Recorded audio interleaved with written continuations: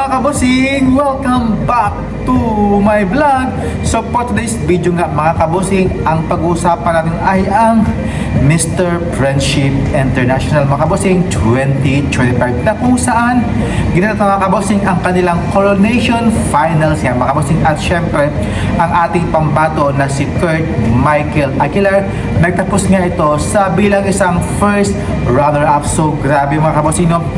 Pukpukan talaga ang laban ng mga kabosing para makuha talaga ang titulo ni Kurt Michael Aguilar mga kabosing, para makuha nila ang titulong Mr. Friendship International mga kabosing. At grabe mga kabosing, no? Sila mga kabosing ang nag-last two standing ni Thailand mga kabosing at si Philippines. So ang nanalo dyan mga kabosing ay from Thailand. At syempre mga kabosing, grabe, no? From the start pa lang mga kabosing, no?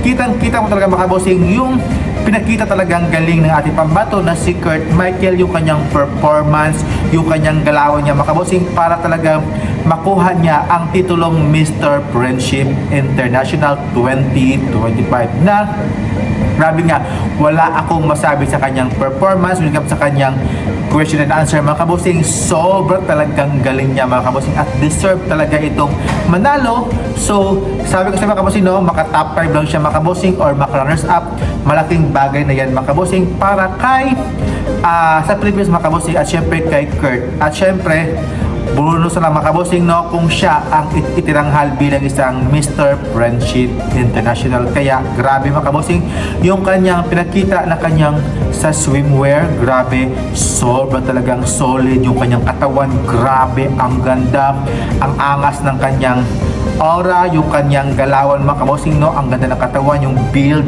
ang laki ng kanyang mga bicep, yung kanyang mga buong katawan mga kabosing, sobra talagang ganda. Kaya angat talaga ang ating pambato at syempre very Pilipino talaga ang looks, yung kanyang katawan, yung kanyang kulay mga kabosing, no?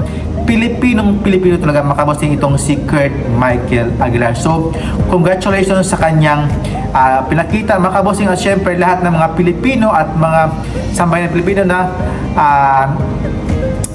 laban ng mga kabosing. At syempre congratulations niya at mabuhay ka, isa kang tunay na huwaran mga kabosing. Kahit sobra talaga ang lakas ng mga kalaban mo, hindi ka talaga nagpatinag para makuha ang titulo bilang isang first runner-up. At syempre kung ikaw ang manalo mga kabosing, sobra naming tuwa, but today ikaw ay first runner-up. So happy na kayo mga kabosing sa iyong na-achieve na first runner-up. Kaya grabe, support natin ulit si Kurt Michael Aguilar para sa kanyang journey nga ito bilang isang first runner-up. So tayo ay nag first runner-up back to back nga from last year to this year nga mga kabosing. Grabe, no, ang lakas talaga ng laban ng ating pambato from Mr. Friendship International na si Kurt Michael Aguilar. So deserve mo yan mga kabosing, yung pagkamanalo mo bilang isang Mr. Friendship International